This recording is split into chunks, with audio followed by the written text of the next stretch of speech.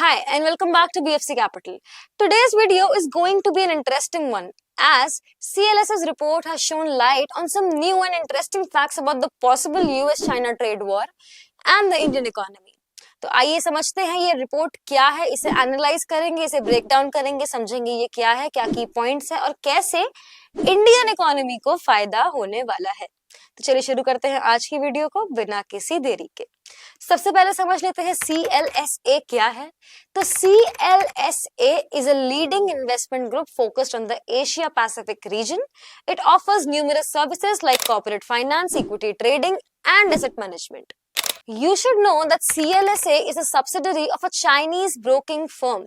So if CLSA ऐसा कह रही है कि वो इंडिया पे ज्यादा ओवरवेट है as compared to China, then इस रिपोर्ट को स्टडी करने का थोड़ा मतलब तो बनता है। अगर चाइना की ब्रोकिंग फर्म की सब्सिडरी ऐसा कहती है कि वो चाइना पे ओवरवेट ना होके अब इंडिया पे ओवरवेट हो रहे हैं, तो इसका सीधा सीधा मतलब ये निकलता है कि they see better investment opportunities in the Indian market as compared to the Chinese market. And हालांकि CLSA का कोई सिग्निफिकेंट इन्वेस्टमेंट इंडिया में अभी नहीं है, still let's take a look at some factors, some key points about this report and look at what it has to say about the future prospects of the Indian economy.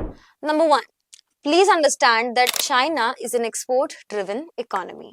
यानी उनकी economy का जो मूलभूत आधार है वो exports है और China और यूएस के बीच में ट्रेड अफेयर्स जो हैं उसमें ऑलरेडी प्रॉब्लम्स हैं दैट गो वे बैक। तो अगर उनके ट्रेड अफेयर्स सॉर्टेड नहीं होंगे, प्लेजेंट नहीं होंगे, तो it might be a really huge problem. Rising US rates और इन्फ्लेशन के साथ साथ डोनाल्ड ट्रंप के आ जाने के बाद पॉसिबल ट्रेड टेंशंस देखने को मिल सकते हैं between USA and China, which makes it easier for China to rely on monetary easing without risking currency instability. In light of these issues, FIIs might come back to India. There is a possibility as the Indian economy has become fairly valued and they might be seeing better investment opportunities in India as compared to China. Number two, remember my last video जिसमें मैंने बताया था about the market crash और उसमें मैंने mention किया था कि इंडिया का market cap to GDP ratio वो as of 7th November 2024 है 106.84 पे, which comes into a range of modestly overvalued. However, आप ये जान लीजिए कि now it currently stands at 103, which is in the range of fairly valued.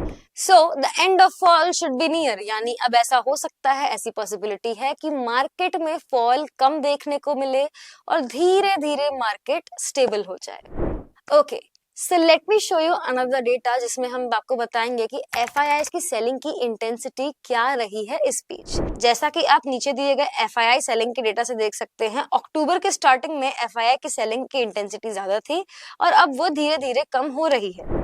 India is possibly less vulnerable to the US-China trade issues and has shown stable performance amid global economic uncertainty. Despite recent foreign outflows, the domestic investment in India stays strong, showing confidence in the country's growth potential. ये भी हम आपको अपने पिछले video that was about FIIs Indian market से क्यों भाग रहे हैं इस वीडियो में बता चुके हैं। You can check that video out by clicking on the I button. Number 3, आज से 15 साल पहले जो इंडिया का सबसे बड़ा कर्ज था that has converted into its biggest boon. क्या? Our population. With the change in demography in the last 15 to 20 years, we are now one of the youngest nations in the world, leading to high growth in demand and consumption. यानी कि India को अपनी GDP की growth के लिए export पे dependent होने की जरूरत नहीं है। India's energy import presents some risk, but it is mitigated due to discounted imports from Russia, which is again not an issue. Number 4, we've already established the fact that the broking firm CLSA is now overweight in India. It has revised its projections and now it is 20% overweight from the initial 10%, which simply translates into the fact that it is relying more on India as compared to China as of now.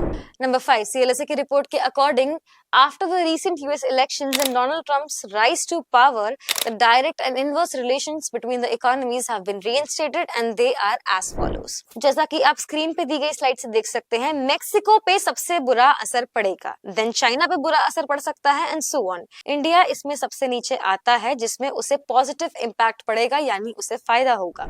You can see from the slide that India is now at the bottom and हमें फायदा है। फायदा कैसे है? फायदा दो तरीके से है। पहला, जो FIIs हैं they will consider India as a better investment opportunity as compared to China, and दूसरा, जो चाइना, मेक्सिको, ब्राजील पे बुरा इम्पैक्ट पड़ रहा है तो उधर जाता हुआ जो शेयर है वो भी हमारी तरफ ही आएगा। For example CLSA Chinese broking firm है but it is overweight on India, क्योंकि जो चाइनीज इन्वेस्टर है उसे भी तो पैसा कमाना है, तो वो चाइनीज इकोनॉमी से निकाल के अपना पैसा इंडियन इकोनॉमी में इन्वेस्ट कर देगा। सो इसके अलावा भी बहुत सारा डेटा है हमारे pass on the CLSA report.